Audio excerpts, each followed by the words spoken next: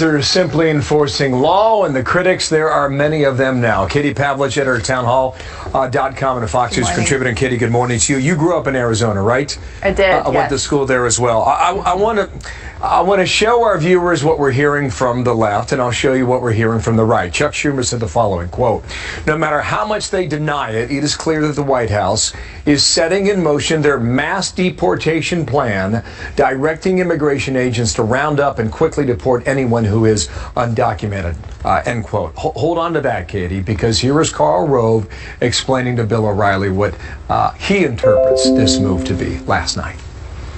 This is literally what it says. Here's what you're going to prioritize. Anybody who's committed a criminal offense. Anybody who's been charged with a criminal offense, but it hasn't been resolved in a court of law. Anybody who's committed a chargeable offense. Somebody who is engaged in fraud to achieve a government benefit. Somebody who has abused a benefit program. Somebody who is subject to a lawful removal order and has failed to comply with it. Or somebody, as you said, who's a risk to public safety or national security. That's a pretty good standard that I think a lot of people would agree with. Okay, now that's a mouthful, okay, but simply stated, the left is saying this is a deportation force, and the right is saying we are simply enforcing the laws on the books as they stand today.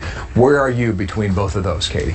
Well, first, I think that Chuck Schumer is making these claims that there's going to be a massive deportation force with very thin evidence to make those claims. And he's doing it to score cynical political points. I'm not sure if he's going off of the botched AP report from last week saying that hundreds of thousands of National Guard troops are going to be used to go into neighborhoods and deport illegal immigrants. That ended up being completely false. So I'm not sure where he's getting his information. In terms of what the right is talking about, is Karl Rove laid out there, that's not the right talking. That is what the law states. It's what the law has been for decades upon decades. And because of the fact that we have ignored immigration laws for so long, we've created our own problems. And so looking at that list of things, deporting people who have criminal records, making sure that people who falsify documents are held accountable, those who steal the identities of American citizens who are here illegally being held accountable, those who ignore immigration orders to leave the country being held accountable. This is about simply enforcing the law.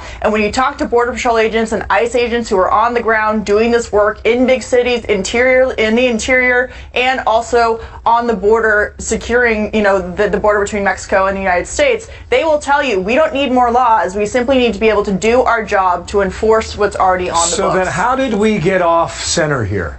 When did that happen and why? Well, as I mentioned, Democrats tend to use the illegal immigration issue as a way to stoke fear into their base and into their supporters. But you can take an example like catch and release, right, under the Obama administration. Well, catch and release is a policy where if you got an illegal within, I think, 100 miles of the border, they were given a slip of paper, right, to show up at a court date, so essentially, in front of a judge. Right. Now, so who's going to do that when you're running for a new life? Well, exactly. And what catch and release was under the Obama administration is Border Patrol agents and ICE agents were told to tell these people who were caught at the border, hey, you're in the United States now, we're not going to detain you, but here is your court date and you need to show up. Well, guess what? 90% of those people who received that order didn't show up for their court date, and now they just get to go and live in the United States for however long, and therefore perpetuating this problem of illegal immigration. That is now going to end under the Trump administration, meaning people aren't going to be told that they can, be released into the interior of the United States and then maybe show up to their court date. It's a non-negotiable now. So the goal here is twofold. A, get all of the criminal aliens out, which is very important. There are a lot of people who are repeat offenders who have been here multiple times, committing very serious crimes. Rape is one of them, murder is another.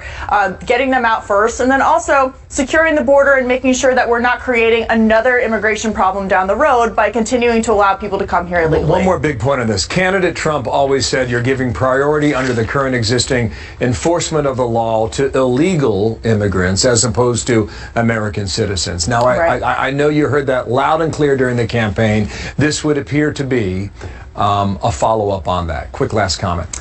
Well, and I think that's why President Trump was so successful in sending this message about immigration. For far too long, illegal aliens have been prioritized over the rights of American citizens. It's very clear with the announcement yesterday from the White House that they're creating this new office inside the Department of Homeland Security to allow victims of illegal immigrant crime to have resources from the federal government, when before that money was being used as a resource for illegal immigrants. So that has now been reallocated to American citizens who are victims of these crimes. So that's a first step. And so I think people have really resonated with that message. Katie, thank you. We're interpreting it as we go. Katie Pavlich there in Washington, D.C. Thanks for the analysis today. A gal from, Thanks, Bill. from Arizona to a gal from Utah now. Here's that. Thank you, Bill.